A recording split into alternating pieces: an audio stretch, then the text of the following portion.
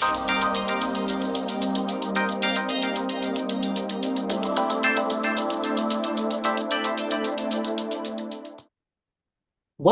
to the 8th episode of the Law series here on the Dark Matters podcast.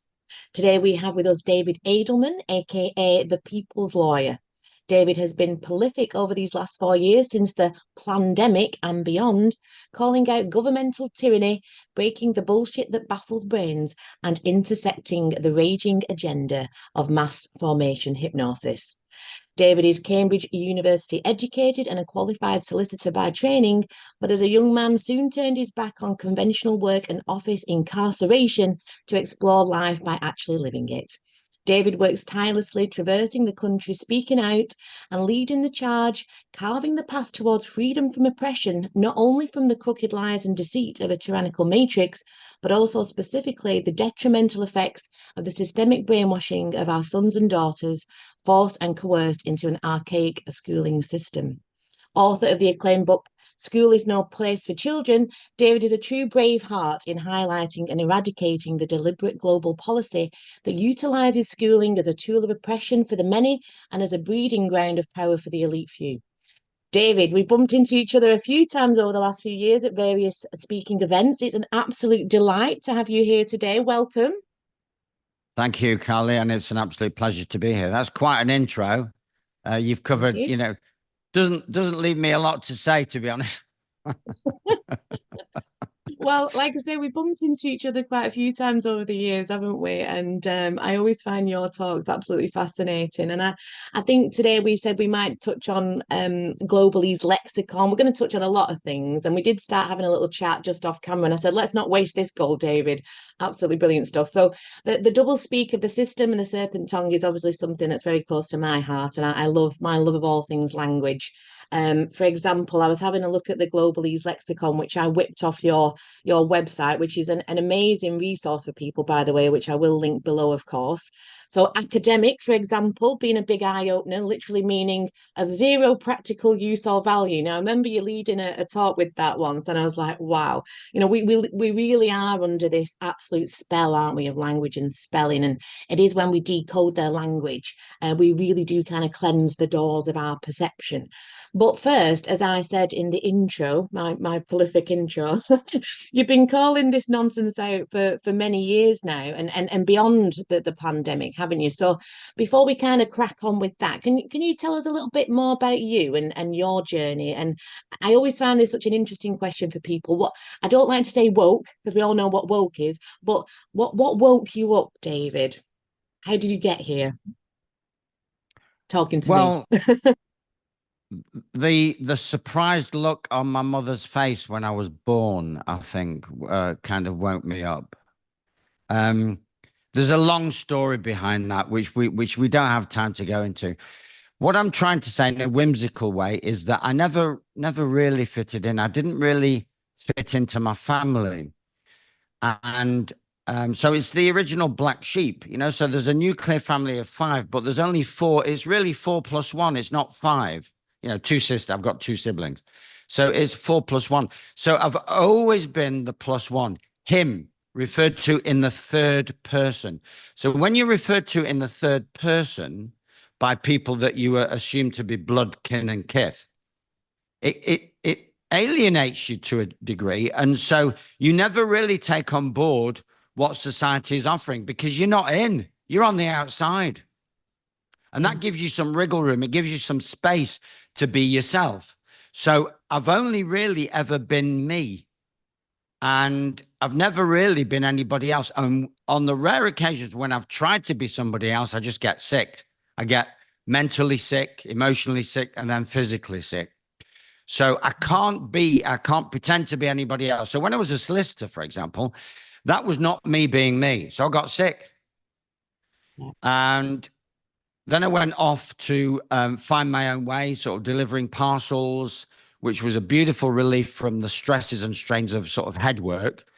And then, because I'm now in London in the 80s, and then in the 90s, I moved to Spain just to learn a language. I'd learned languages at schools. So I've always got a penchant, as they say, for learning language. So that's the thing we have in common, Carl, is language. I mean, you've dug deep below into legalese. I haven't dug as deeply as you, because I'm kind of more, I've skimmed the surface of various languages, but it's fascinating when you learn a language, you're learning another take on reality. So that's another thing is most people struggle with their own language, and it's not a healthy thing. I think everybody should speak at least one other language just to keep their brain from closing too much. And all my favorite people do speak at least one other language. Well, not all of them, but a lot of them. What else can I tell you about me? Very, very playful. And I do believe that as you get older, it's more and more, it becomes more and more important to retain that playfulness that you were born with. And I've always been sporty. So football, squash, badminton, table tennis now. And I'm currently competing as a table tennis player in the local leagues. Not necessarily to prove how good I am at table tennis, because most of the time I just get murdered. But just to keep an edge in there and to improve my social game, because I also play quite a lot socially. Um, and and I'm finding that keeping fit, I also cycle, keeping fit and keeping my body in shape is also a massive factor in mental agility and balance. It's all a balance, and we're leading lives that are way too sedentary, and we need to be out there. I mean, there's a biblical quote, isn't there? I was going to look it up, but I forgot to do it. Honor thy mother and thy father, thy days shall be long.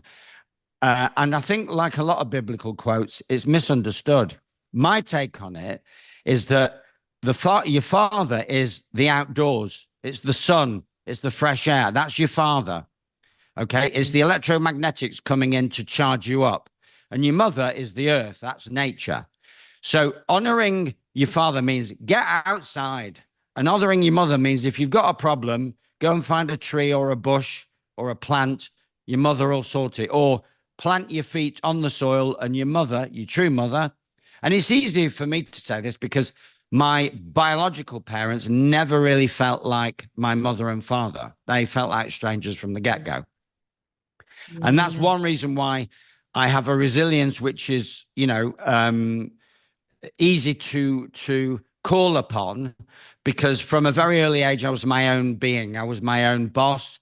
I didn't ask my parents for anything or about anything. So you could say, what is this? Who is he? An old soul? There's so many ways you could look at it. My soul was clearly older than my parents' soul. So they never taught me any. They just let me go out. So at the age of 4 or 5, I'm off out playing with the other kids in the street. And yeah, so it's an old story of an old soul that's come through for a particular purpose. And that purpose became totally apparent when COVID arrived. COVID was my gift from God. And yeah, it was my galvan. I had been bubbling under. I'd always had this residual feeling that I had a purpose, but I just didn't know what it was.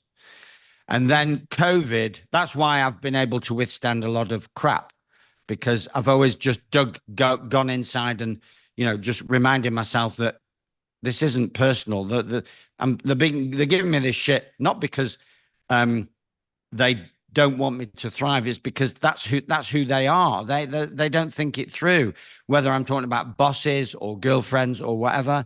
This is who they are. And I've always had this feeling that, you know, people, it's going to sound very arrogant. It's not meant to, but the people that have given me the biggest shit are very limited beings, and they can't see what I see. And that's just the way I see it, if you see what I mean. So I've always been aware of that. So it's never really, the shit that they give me has always had a minimal impact, because yeah, I haven't bought into it. That's what I'm trying to say. yeah, But there was still a lack of specific purpose. And then COVID comes, and I thought, yes, I'd already been running a course physically, getting people around to my house, a law course, because around about 2012, I was defunded. I'd been to schools teaching this card game that led me on to write the book about my school experiences. The yeah, one that you mentioned, School No Place for Children. And the encouraging thing about all this is that having written the book and having had people say, oh, I read your book and it inspired me to take my boy or girl out of school, it all became apparent why I was sent into schools, because I got to a point where I was thinking, why am I here? I'm not, they don't seem, they seem to resent my being here. Not the kids. I'm just talking about the teachers. Kids love me being there. I mean, I worked with about 5,000 kids over 15 years, and I didn't have a single problem with any of them. Not one. No ADHD, no autism, nothing. I was in a school once, and I got there at 9 in the morning, and the caretaker said, oh, who you come to see? And I said, oh, year five. And he goes, in this voice of like League of Gentlemen, oh, good luck with that. And I just said, I won't need luck, mate. And sure enough, I got in there. I've got a teacher and a TA, and we get cracking, and the kids are loving it, as they always do. It's a fun card game, and you're not judging them, you're not labeling them, you're not restricting them. They're totally autonomous. They're learning the rules at their own pace, and they're learning the rules of the game and the protocols of the game way quicker than the teachers, because most teachers are brain dead.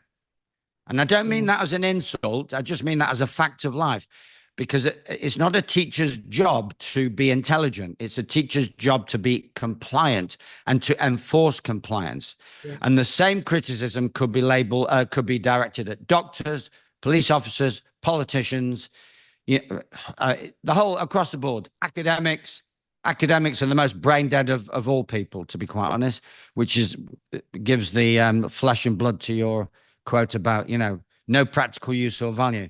Anyway, so finishing off this story, after about an hour, the teacher retired, said, I've got a meeting to do. I'll leave you to it. She could see that the kids were behaving and having a great time. The TA came up to me and said, look, we have a boy here that the entire school is frightened of, because he kicks off in every lesson, throwing chairs, hurling abuse, frightening everyone. And I said, well, point him out. And she said, nah, you'll find out. Another League of Gentlemen comment. You'll find out. You'll soon find out. Anyway, I was there the entire rest of the day, and I never found out which boy it was.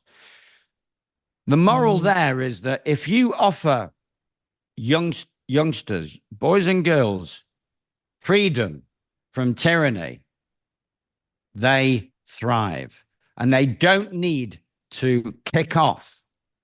And all those instances of teenage rebellion are not hormonal. People make the mistake to think, no, they are an act of anger based on the tyranny and the abuse that they've taken, but were too young to deal with. And then when they get to a certain age, I can deal with this tyranny now, and they kick off. But they've forgotten why they were angry. And society's forgotten, conveniently, because society is based on narcissistic principles. We have made them angry, and now they're kicking off. And what do we do? Who do we blame? Them.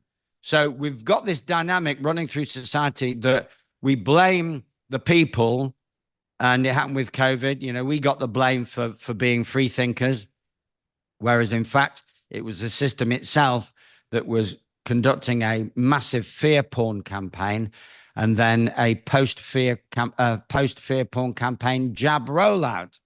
And there's the damage, the fear and the toxins injected into the blood. But who gets the blame? The unvaccinated. So it's the same old playbook. Back to the story of who I am. Well, I've kind of finished it, really. So basically, someone who is doing his own thing, going inside, because we had a chat before we came on now about introversion.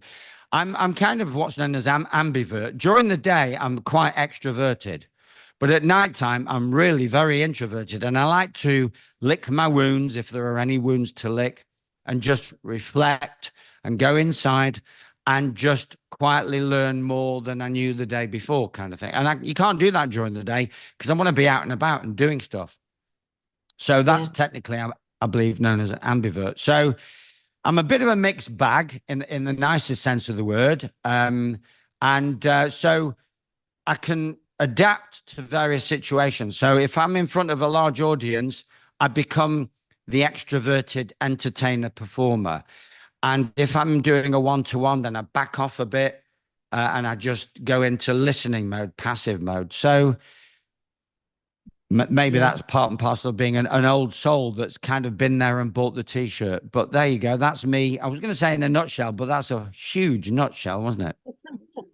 It was a great nutshell, and I always find you extremely entertaining when I've seen you talk, and you have a great humor. And it is about resilience. I can really relate with that because you could have been describing me there at the end. I'm very similar. We were chatting briefly, weren't we? Like I said, the only way out of this is in the kingdom is within. And you put it beautifully. Yes, we can be extroverted out there because we're very passionate about what we do, and I'm very passionate about exposing the lies and the deceit and the corruption, etc. Nothing's ever got me onto a stage other than maybe when I've had a few too many wines on the karaoke one night and grab a microphone and start talking. Other than, oh my God, that first lockdown, what the hell? Everyone lost their minds, and that ability to bring kind of some logic and not have these kind of emotional reactions to everything, etc. and so on. So that kind of introversion, as you said, and you put it really beautifully, you kind of have to do that to assimilate the day, really, don't you? And to kind of to grow and to develop and to utilize that and to be able to shift between the two.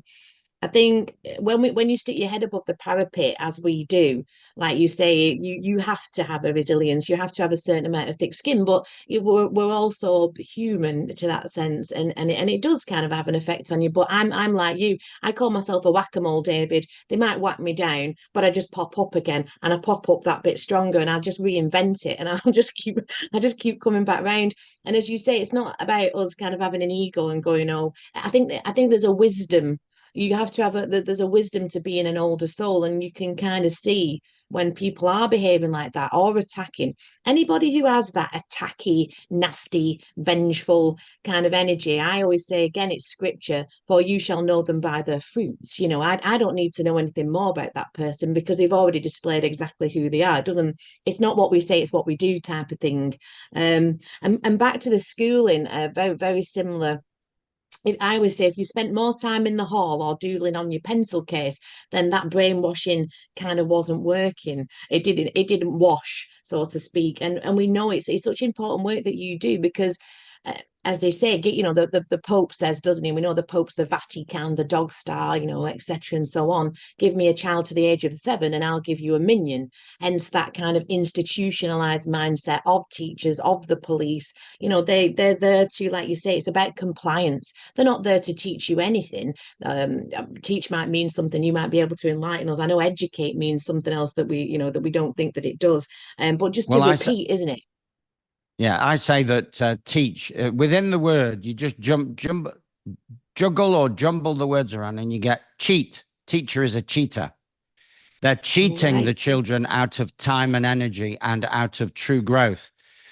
Yeah. Bless them. I mean, some teachers are obviously lovely people, very well Yeah. meaning, and they're trapped by their own ignorance. And there's a Yeah. biblical quote I keep coming back to Hosea chapter 4, verse 6. My children shall perish for lack of ignorance. Now, perish has many meanings, and one of them is the obvious, literally physically die. But perish also has a moral aspect, is, your soul is compromised when you just don't know what you need to know. And even more urgently, you don't know what you don't know, and you don't know what you need to know. And if you don't know what you don't know and you don't know what you need to know, there's no remedy because you're trapped in a narcissistic bubble and of ignorance, as opposed to nescience, which we all are when we're growing up because nobody told us. And nescience has this innocence. It's you just don't know because nobody told you. Yeah. And what we found is during the COVID, and we're still finding it, it hasn't gone away, is that we try to tell people who are nescient and have some excuse for not knowing, but they turn their back on us, and that puts them into willful ignorance. And just as willful ignorance is no defense at law, willful ignorance is no defense morally. It's turning you back. So that is moral abdication, an abdication of all moral responsibility and all moral maturity. And it's sad, but it's happening. And there's lots of rabbit holes we could go down about why this is happening, or but there's a great separation going on. The seeds were sown. You could regard Mother Earth as like a womb. It's a breeding ground, and some people have matured, and some people need to be reseeded, which basically means reincarnate and go again. They haven't made Yeah. it, and they won't make it. When we, when we are given full disclosure, which could be coming soon, actually. I've heard that Booking.com have cancelled all bookings after October. So I think there's something Okay. big coming around the corner. Very big. Yeah, yeah. Oh, But, well, but I'd not heard that. And I'm Booking.com level three genius. So you'd think they would have informed me, the amount of traveling and hotels I stay in, as I'm sure you do, David. But yeah, exactly. And I think this I mean, scriptures play such a whole, a huge part, as we know, it's the first technical legal document. It relates a lot to the legal system, to the law, and the maxims of law, etc., and so on. And I always say scripture is a script, the clues in the title. I do Mm, think it's allegorical, anatomical, and I'll say this in a lot of my interviews, astrotheological, but I also had an epiphany that it's also happening. I think it's all things at all times, as above, so below, mm, so within, so without. And again, we're saying that they're doing this, they're creating this, they're coming forward, blah, blah, blah, blah, without taking that personal responsibility, because we've allowed it to happen. We've let all this slide. And like you say about willful ignorance, etc., and so on, that's where it's got to that point at at that other end of it, hasn't it? They want the great reset. I always say we want the great reveal, and that reveal is coming, and it comes in thick and it comes in fast. If you're not seeing it now, and I suppose it goes back to scripture, with childlike eyes and childlike wonder, you're stripping back all that programming, all that brainwashing, and you're seeing things as they truly are. It says, only a child can enter the kingdom of heaven. We have to be childlike, we have to be light, we have to be playful, but we also have to be strong, and we also have to kind of lead the charge and fight the good fight type of thing. And I think, well, again, we've got to become whole or holy within ourselves. We've got to integrate all aspects of self, and that includes the dark elements and dark side, and make friends with our demons as our daemons are, removing that programming and that brainwashing, which is why the work that you do with the schooling, and they know that's why they've got to get them young, get them in, and get them into that system, and lost in that dream, really, within the dream, isn't it? our most precious gift, if you break it down, is, in my opinion anyway, is our innocence. And you mentioned about being childlike. And the agenda at the moment, the woke agenda, is anti-innocence. It's anti-family, anti-life, anti-children. It's anti-everything. So it's the inversion, isn't it? Evil is live inverted, isn't it? If you rearrange the words, the letters, and invert them, so everything is inverted. Absolutely everything. But as you Yeah. say, the great reveal is coming, and people who in the past would have kept a tight-lipped about certain things are starting to blag and blabber.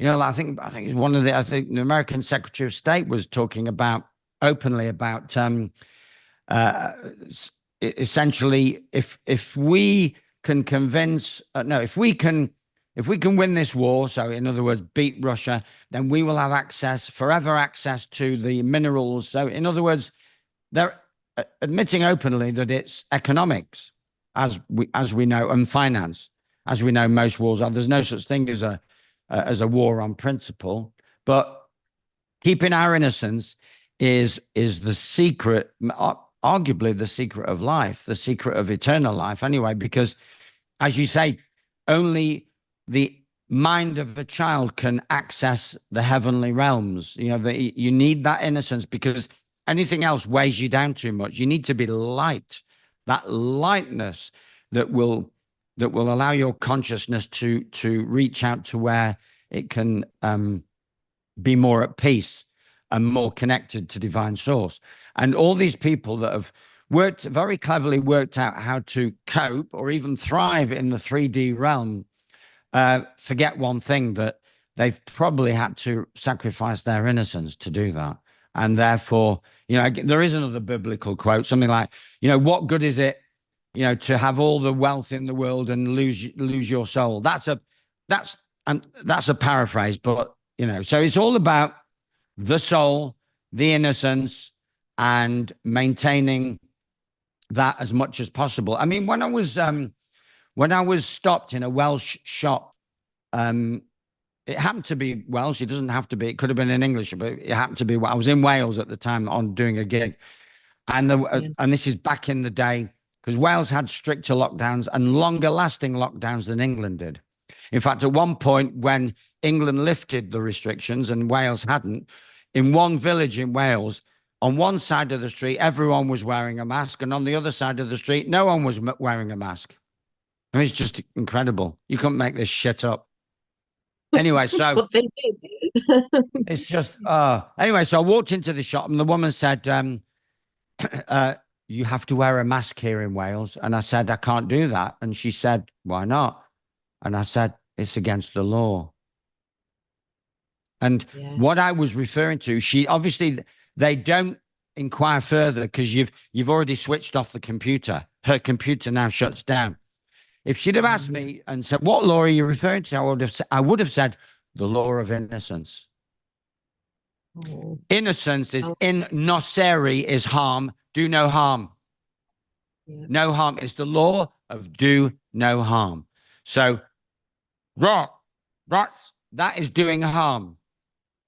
Covering my mouth, that's not honoring my father and my mother. Yeah, yeah, yeah, absolutely. And I think that's that integration as well of the masculine and feminine principle, as well as I say, we can read scripture literally, but it also, like I say, has this allegorical, it has all these other meanings. It's a code and it's codified in that sense. And the masculine and feminine principles in us, when we integrate and balance, we become whole or holy as well. So we've got to kind of walk through the valley of the shadow of death and have no fear and be of the world, not in it. Same with, that's why I love the law and the decoding of that legal system, which is the legal and financial arm of that matrix, or that the simulacrum or the demiurge or whatever you want to call this darkness, this imprint, this hijack on us, on our consciousness. Is the legal and the financial system is its biggest tentacle. It's almost like this beast of the sea is kind of, it's like it's flailing around and it's splashing around, and we can see that, and again, for those that have eyes to see, it goes back to scripture again, and we can see that because, like I say, as we're kind of returning back to the land, and again, that's all codified in the legal system. They're trying to drag us in onto the sea, the unholy maritime SEEC, of that Vatican, of the dog star, of Sirius, of Satan, Lucifer, whatever you want to call it, whatever name you want to give it. And it is about getting back to that kind of sacred nature of us, and like you say, this idea of reseeding, David. What do you think?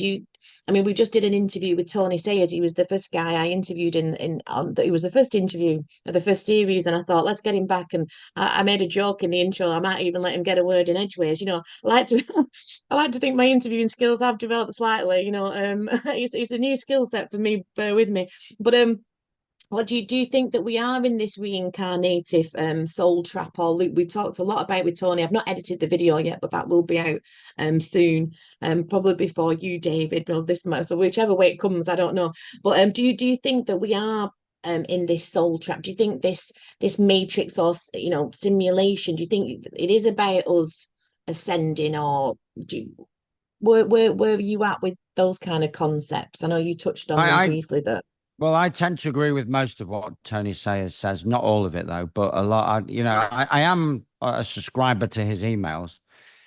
Um, yeah, yeah, we most people are in a soul trap. Yes. So yeah. it's a bit like those spirit levels. The bubble can shift around a bit, but it always has to go back to center. And that so it's when you pass on, allegedly, you go through this tunnel of light or this shaft of light, and the so-called lords of karma appear and tell you that, oh, you've not really resolved your issue with your mother and your daughter or your father or your brother, and you need to go back or whatever. And I just think that's utter bollocks. Because Yeah, I agree. Yeah. if we're true divine source beings, we have nothing to learn and nothing to prove, and there is no karma. It's just it's pseudo karma. The globalists think that they attract karma because they're fucking stupid, right? And they're very low. They're low level beings. And but once you understand that there is only isness, there's only beingness, then anything else that is on offer, like a life in which you can grow. Well, yes, if you're born as an ego, the ego, needs to grow to reconnect to the soul. But the soul is it keeps being conned or scammed into coming in and with a purpose. Yeah. Now, I'm not saying that there's no point in coming onto earth and incarnating. I'm not saying that, but I'm just saying that ultimately it is a choice which most people choose to take, but most people are scammed into doing it. It's the reasons that they're given. You may Mhm. want, even if you transcend all that nonsense, you may still choose to incarnate, which is the story of people like me. And Yeah. we are the liberated souls. I think allegedly there's about 3 million of us. The liberated souls who have volunteered. We haven't been scammed. Sometimes I think I've been scammed, actually, to be I honest. was But going to there you say, go. Yeah. I think I've made a mistake. Yeah, yeah, rip off Britain. I think I could have, maybe I should have incarnated onto the Seychelles or something, but no. So we've been people like me have incarnated into the hotspots, the spiritual hotspots, and Britain is a massive spiritual hotspot. It's the source of a lot of darkness, an awful lot. It's a very polarized country. You have the most angelic beings here and the most demonic. It's very polarized. Um, so those who have transcended the nonsense still choose to come back because we're all on a journey, and most people, for whatever reason, which we don't have time to go into, don't realize that they're on that journey.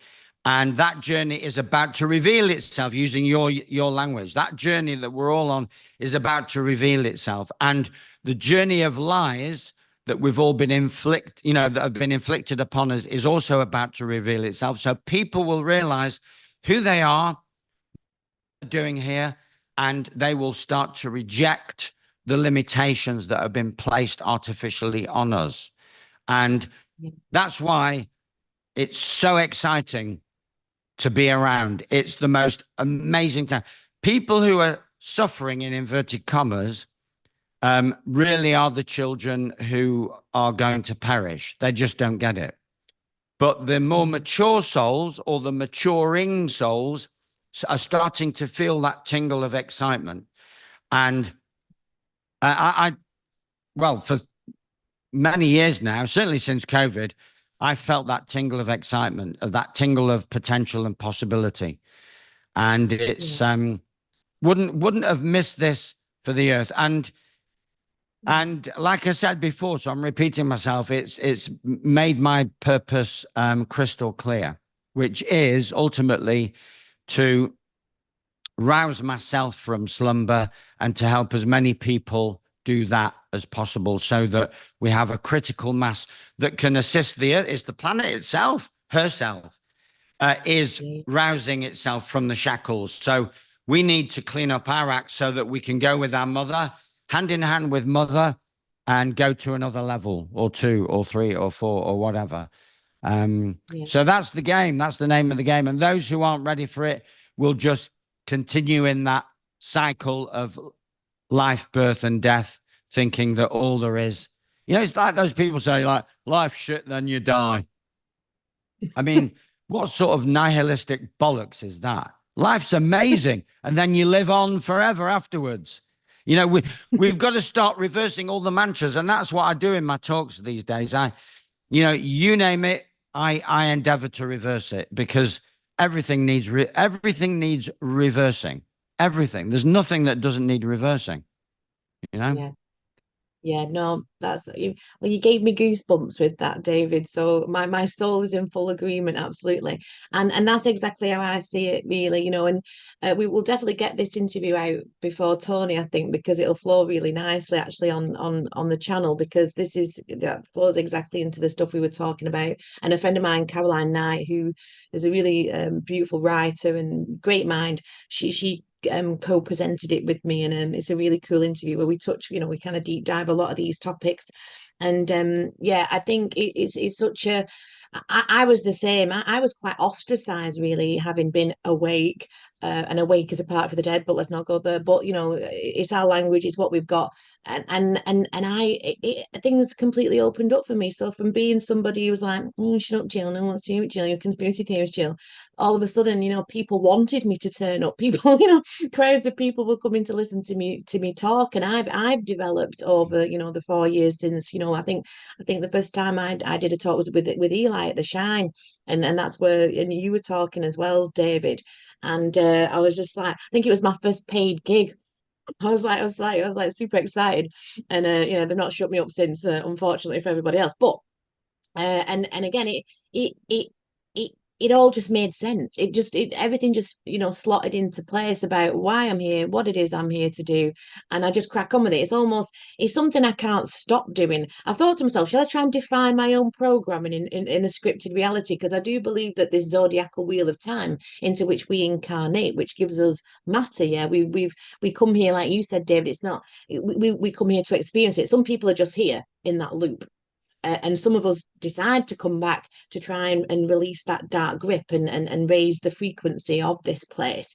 Mm. I also believe it's not a place that we need to get out of. People, this 5D ascension that, again, the peddling is just the new age is the new cage. I'm totally with Tony on that. It's not all light and love. It is about the balance. It's about, like you say, we are these powerful creators, and that's what they're hiding. That's what they don't want us to know, that we are more powerful than they are, because we are creating this. It's only that hijack of our consciousness, I believe, that we then therefore project. It's like the Wizard of Oz. The great reveal is that we pull back the curtain and we see ourselves, and that's kind of what I talk about now. I do the law of the law. I love the language of the law, the history of this land, the history of, like you said, absolutely.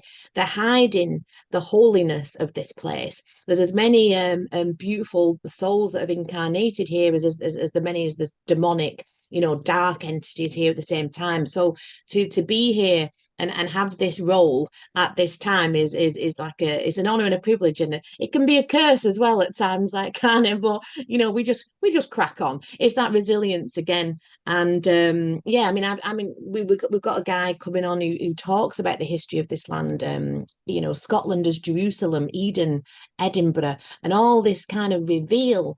And again, it's in the law, isn't it, David, where they've decapitated us from the land, which is our bodies, and they're standing on the land. Mm. It's all about the land's alive, our mother, and she's being, it's the Kraken is being released, and they're trying their best to kind of subdue and stop that. I mean, you travelled up and down the country for, and I have too. And I think you've been more prolific than I have. You've spent a lot of time on the road. I did. And then I've started to kind of be a bit more grounded doing the podcast and one thing and another. How have you seen it out there, like from say beginning, like the beginning of the nonsense and the pandemic to where we are now? How have you seen that shift in the other thing is that they're selling us doom and gloom all the time, but really I've seen there's so much positivity coming out. I always say the change and the light really is on the ground, with different projects and communities starting. And how have you seen that landscape? How would you describe how that's changed in the last 4 years from you viewing it from the ground up? Well, in the beginning, as it were, I'll get sounding biblical again. In the beginning, it was more about people being. This is me retrospectively comprehending it because I didn't understand it at the time. Um, Mm, More about people being pissed off that there were at the restrictions. So I would put on a yeah. gig and I would easily get 100 people or 70, 80, 90, 100, 120, 160. Then as time went by and they lifted the restrictions, then the numbers dropped. And Mm, now you're thinking, so where have all these so-called freedom lovers gone?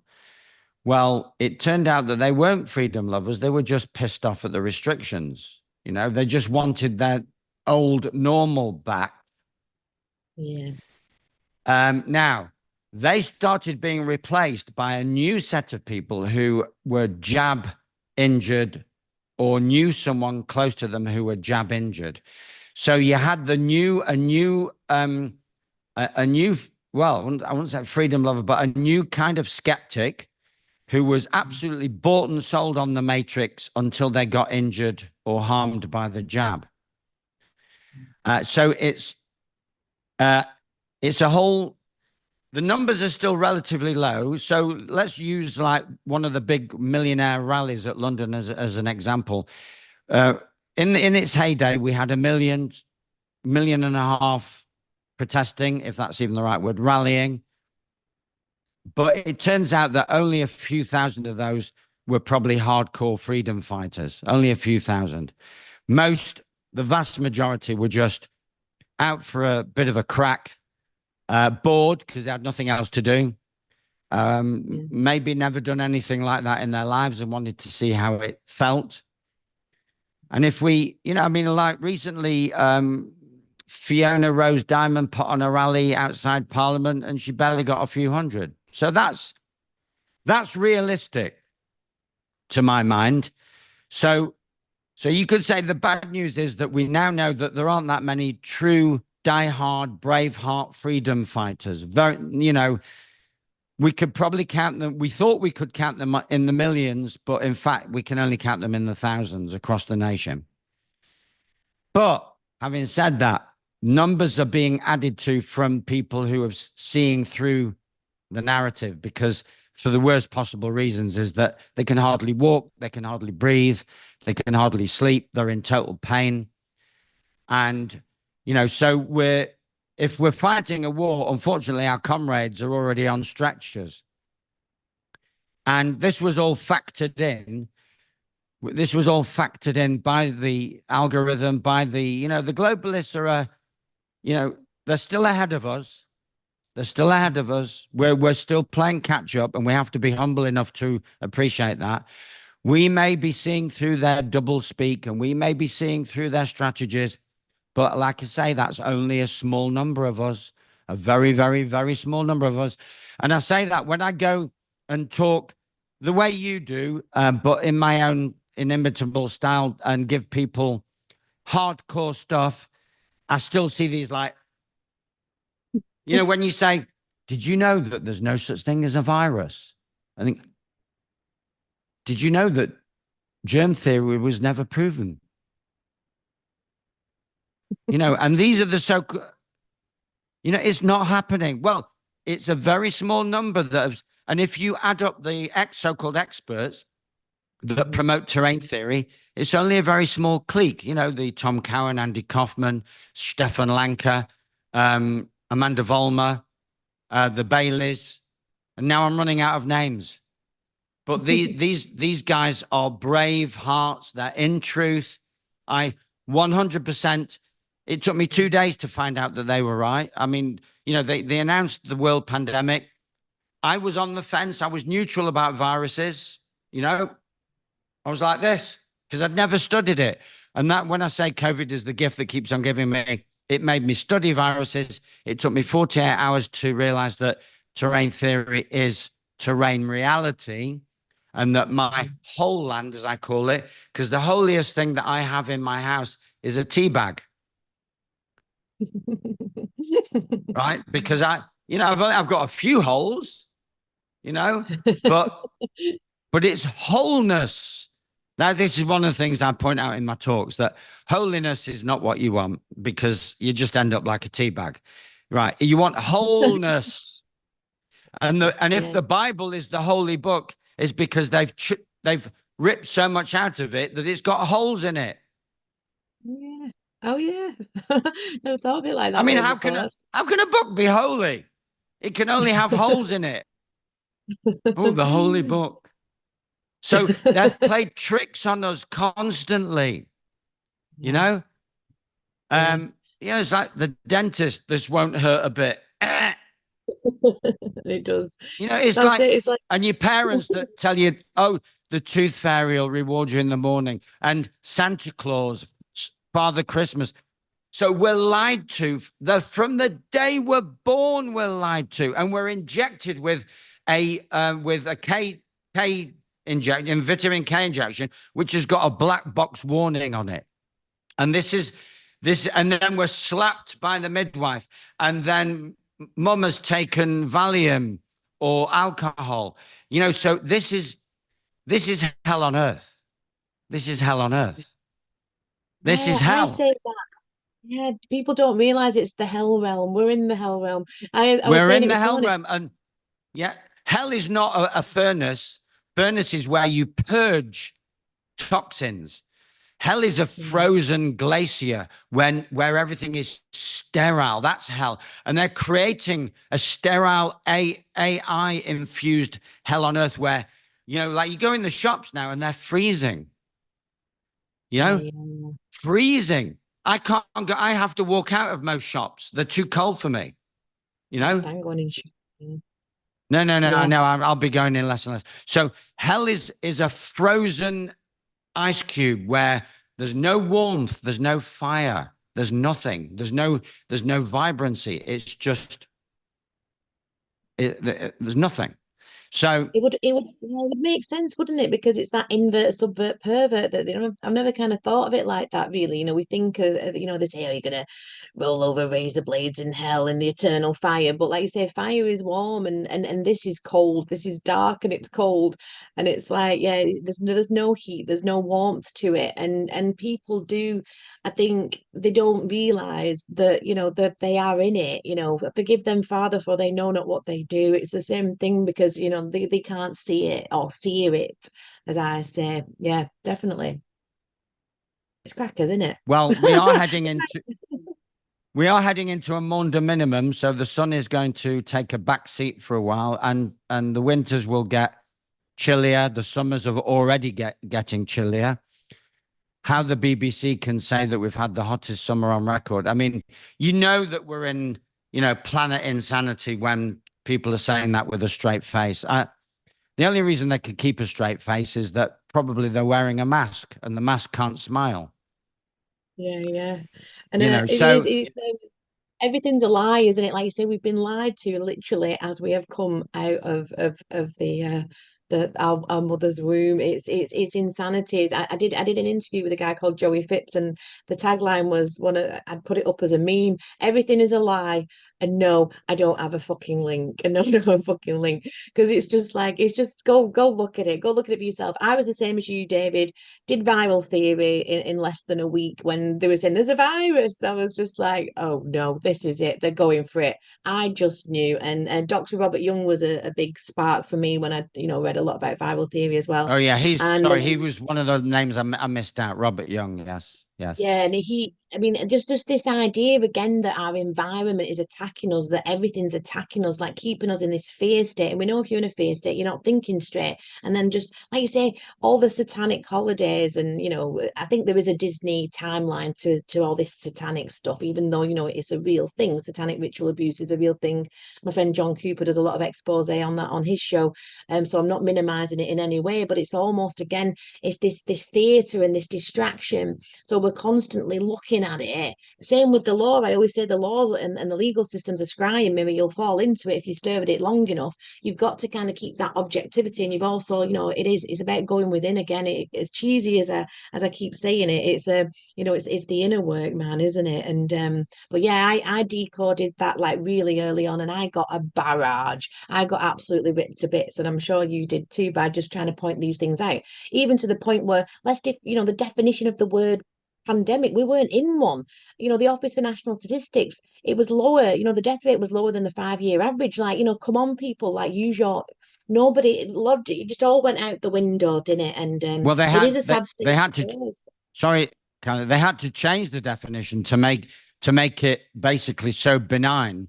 A pandemic could be, like if a million people start scratching their nose, that's a pandemic. They just lowered the bar so low that anything counts as a pandemic. It's now quantitative. If it's affecting the planet, it's a pandemic. So that could be, anything, absolutely anything. It doesn't say anything about the degree of seriousness. So they Wow. couldn't, yeah, that's what they did. They changed the definition of vaccine. They changed the definition of everything. So this is what evil does. This is what narcissism does. It will not allow you an easy win. In fact, it doesn't allow you any wins at all. And this is something that I have half a plan, maybe more than half a plan. People have been pestering me to write a book on narcissism and its implications. And it wouldn't be about the narcissist in your life. It will cover that, but it will be about systemic narcissism and how the systemic traits of, we're always the guilty ones, we're always at fault, we're always the danger, we're always the threat. And that's how the system shows itself to be narcissistic. It's always right. It's always the caring big brother that will save you. But in fact, no, it's just a trait of the psychopath, which is do as you're told, and don't misbehave, because if you do misbehave, you're going to be a threat to everybody else. And this is uh, this is the artificial fakery that we people like you and I are endeavoring to pierce. And somebody said recently, I think they did a study actually on this, that the highest vibration, the highest frequency is not love. And this would be this is the issue that I have with the new ages, the new cages, as you put it. It's Yeah. not love, it's authenticity. Being real, being you, being yourself, because there's no other you on this planet, there's no other me on this planet. So if I am me and you are you, then we are bringing in truth just by doing that. We don't have to say anything. We Yeah. don't have to say anything. We are being the truth we wish to see. So authenticity, and that's why I have a big aversion to a lot of new agers, because they're not being authentic. Yeah. Yeah. No, I They agree, don't even David. And sound. They don't even sound authentic, and I go all icky, you know. Ooh, I do. you know. I've seen it with Tony Says. I was like, because I was really disparaging of myself for a while, thinking, why can't I do cacao ceremonies? Why can't I do that? Why can't I bang drums? I thought, Jill, stop being a wally. Just be yourself, because it's being Yeah, authentic. And once I got that, and I just be more me. Like, you've got to be more yeah, you, because like you said, the creator created me, because I am the creator, experiencing itself subjectively yeah, through this individuated consciousness that is Carly, spelled Jill, whatever you want to call me, an idiot, a wally, whatever. I've had it all. But it is this and then it hit me. I was like, no, there's only one me. The creator wants me to be more me. And if we would you just need to be more ourselves, exactly. Because the system, as you well know, David, just is constantly trying to put us into boxes. It loves its cubes, it loves its coffins and its confinements and its contracts and its yeah. constitutions and its And it's constrictions and 50, its 50-minute cities. 15 minute, it loves its 15-minute I cities. mean, You'll but leave it's, today you, and you'll be happy. It's like, shut up, sit down. It's like, no, I won't. I'll be more me. well, the whole concept of imprisonment is less, isn't it? You can't go Yeah, anywhere. You can't expand unless you yeah, literally sit cross-legged and go inward, which not everybody is designed to do. And and even if that is ultimately a good thing to do, you want the choice. You want the choice of being able to do that some of the time and then just go off and wander through the meadows the rest of the time. But um, being more is the biggest issue.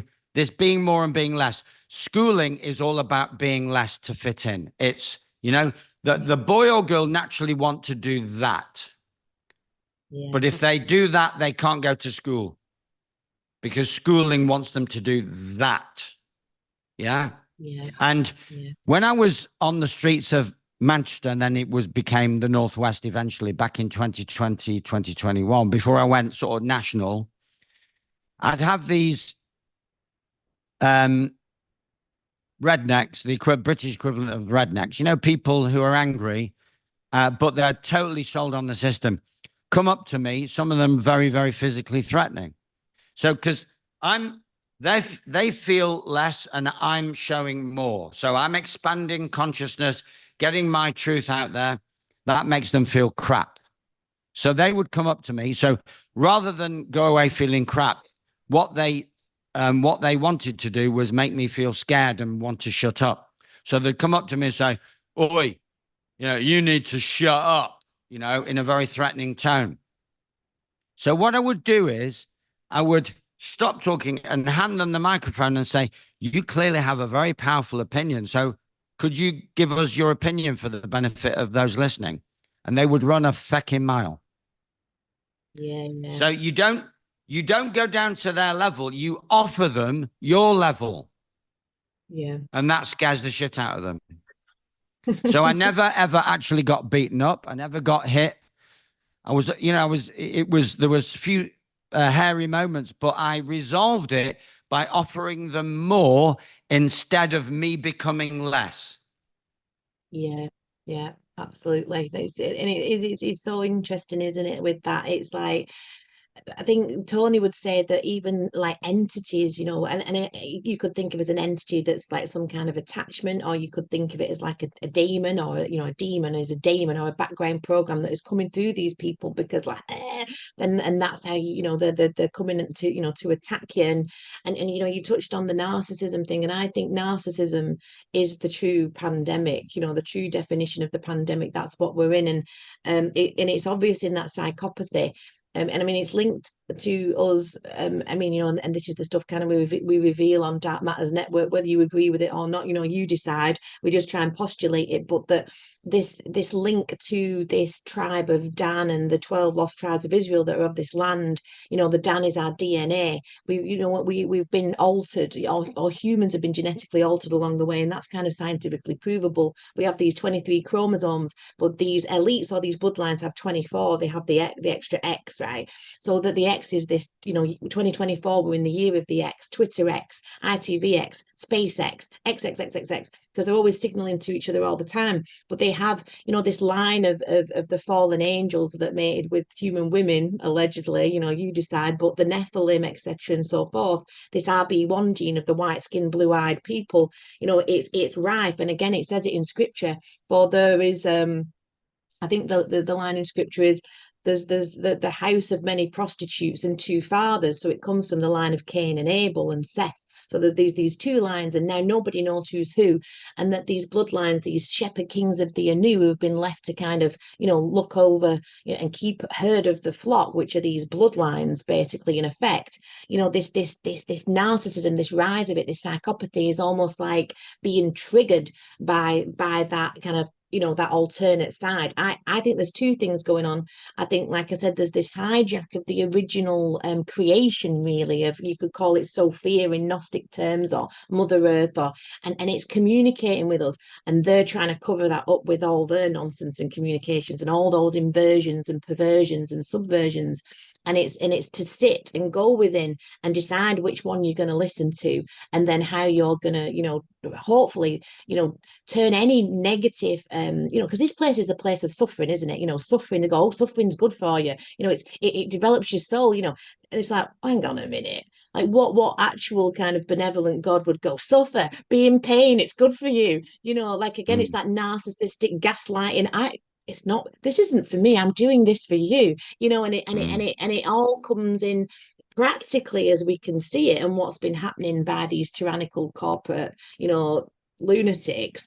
But leaving all the spiritual woo woo aside, but then that's exactly what's been happening, and to decode that and turn that into right action, like you say, David, to stand up on a stage and speak your truth and be authentic, that's a trigger for a lot of those people. That's like, Yeah. shut him up, we've got a lot invested in this ride, shut him up, and it's and that's unfortunately kind of what we do kind of come up against. And but again, it goes back to what we were saying about in the beginning.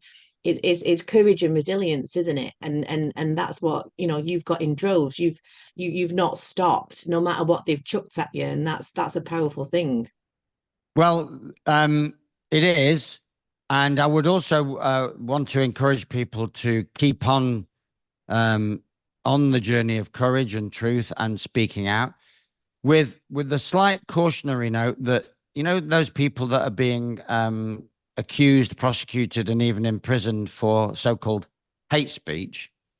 Mm, Well, speaking out doesn't involve saying anything hateful.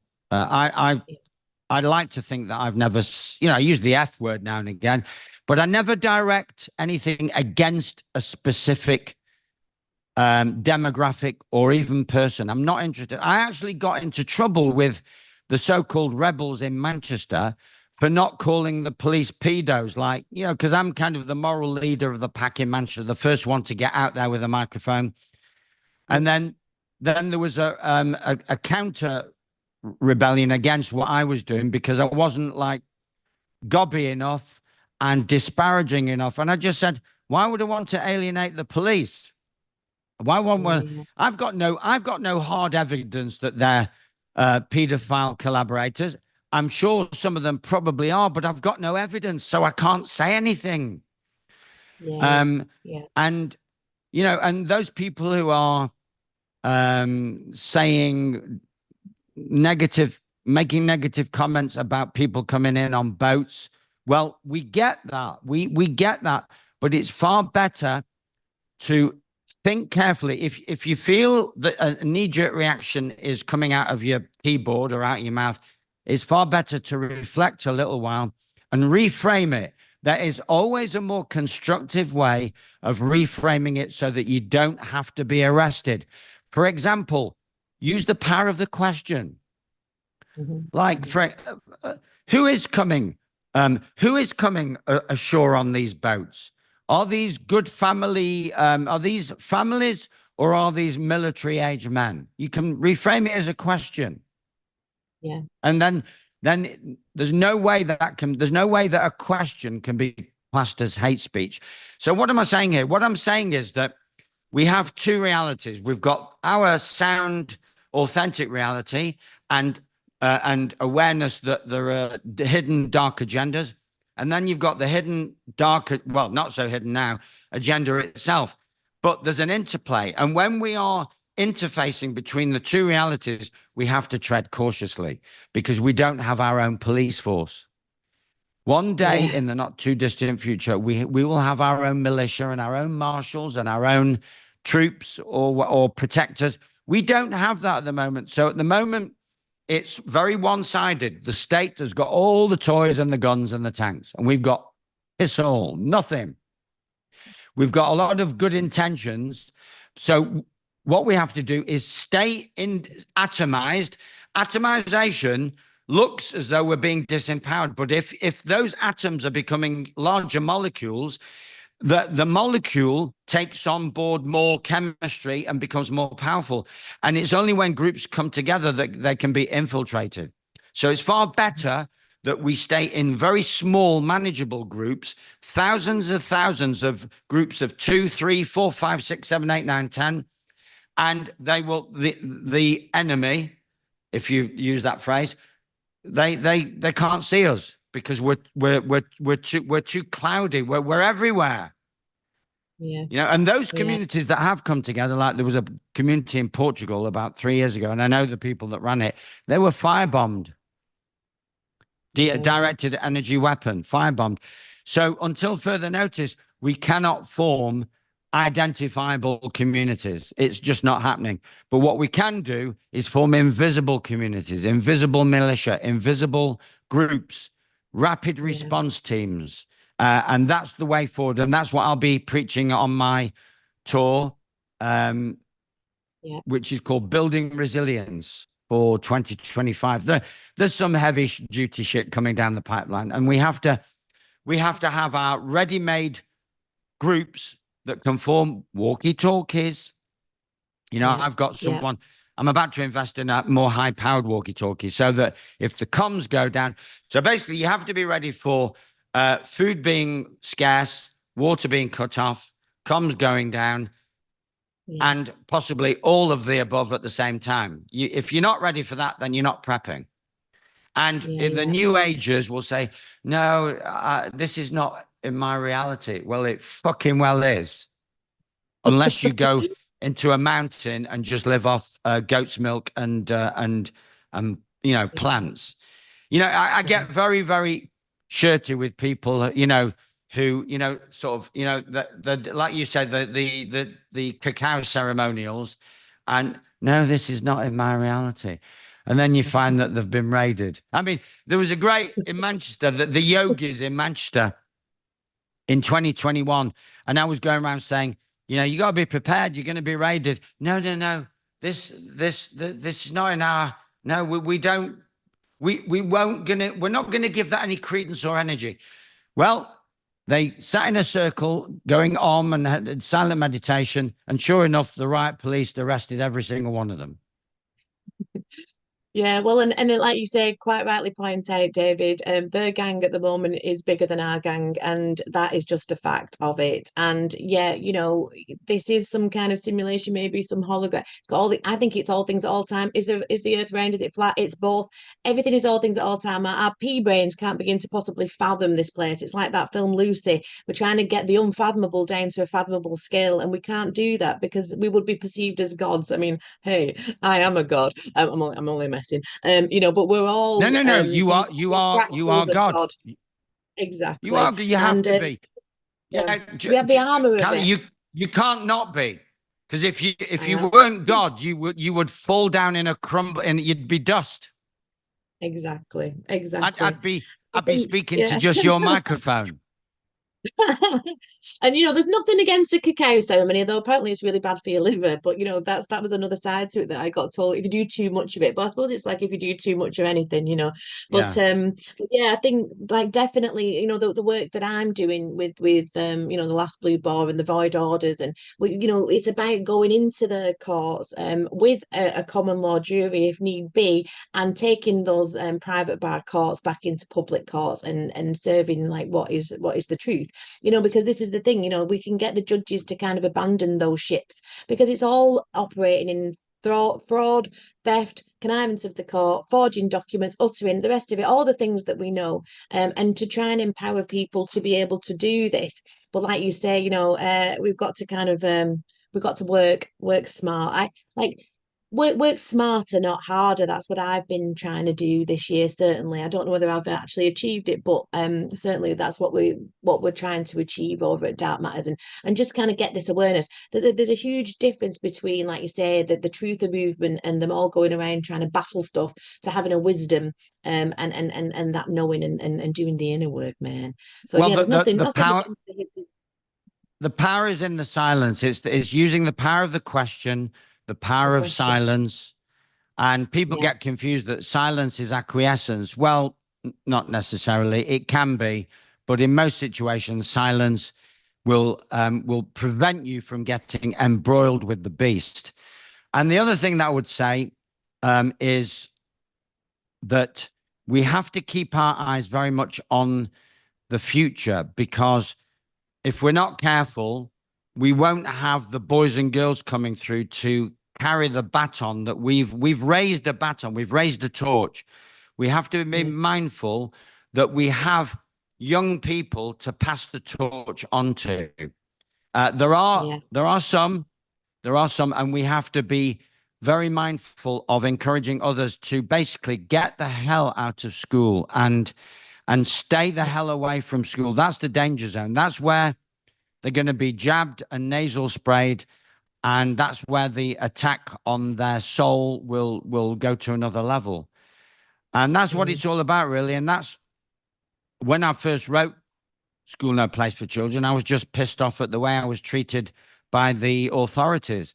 And I hadn't fully seen the implications. It's only COVID that has made me see the implications of what schooling is, because it's a holding place where the medical tyranny can take place. So school has got nothing to do with education. It's to do with medicalizing children. It's to do with inoculizing or inoculating them against truth and growth. Yes, it yeah, can be done with indoctrination and hypersexualization, but these are trivial compared to what the medical staff can do, and yeah, we have to be mindful of that. And yeah, it is all about extricating ourselves from the clutches, the dogma, from the habits, the unconscious habits. So it's all about becoming more and more conscious. And the boys and girls coming through, some of them anyway, are immensely conscious. They are where we already are. So they hit the ground running. And so for Yeah. them, it's important not to teach them anything because we have nothing to teach them. We have nothing to cheat on them. They are here as our teachers. They are here to show us the way. Just a classic example from when I used to go to a macrobiotic festival 20 years ago. These indigo boys and girls coming through. So all the so-called grown-ups would take their food. This is mealtime.